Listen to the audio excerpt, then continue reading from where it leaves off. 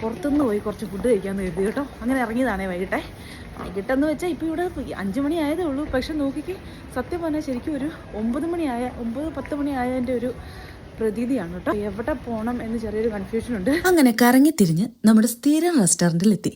പൊതുവേ കൂൾ ഡ്രിങ്ക്സിനോട് വലിയ താല്പര്യം ഇല്ലാത്തതുകൊണ്ടും ഇംഗ്ലീഷ് പാൽ ചായ കുടിക്കാൻ ധൈര്യം ഇല്ലാത്തതുകൊണ്ടും ഒരു കട്ടൻ ചായയിൽ ഒതുക്കി.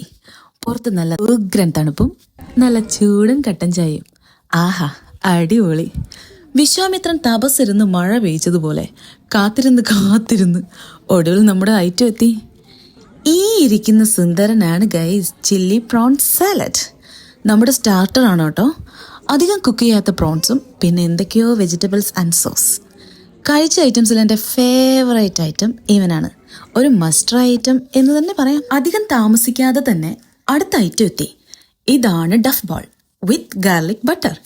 കാണുന്നത് പോലെ തന്നെ വലിയ അലങ്കാര പണികളൊന്നും ഇല്ലെങ്കിലും നമ്മുടെ ഇന്ത്യൻ ടേസ്റ്റിനോട് വളരെ അടുത്ത് നിൽക്കുന്ന ഒരു ഇറ്റാലിയൻ ഡിഷ്. അത് കഴിച്ച് തീരുന്നതിന് മുൻപ് ഒരുപാട് കൺഫ്യൂഷന് ശേഷം ഓർഡർ ചെയ്ത മറ്റൊരു ഐറ്റം എത്തി. ഈ ഇരിക്കുന്നവനാണ് ഗൈസ് ചിക്കൻ ഇറ്റാലിയാനോ. നമ്മുടെ മെയിൻ കോഴ്സാണേ.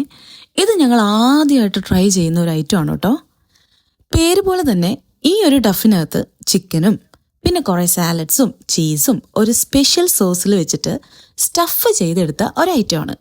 അധികം എക്സ്പ്രഷൻ ഇട്ട് കൊളവാക്കുന്നില്ല, കൊള്ളാം, അത് മതി.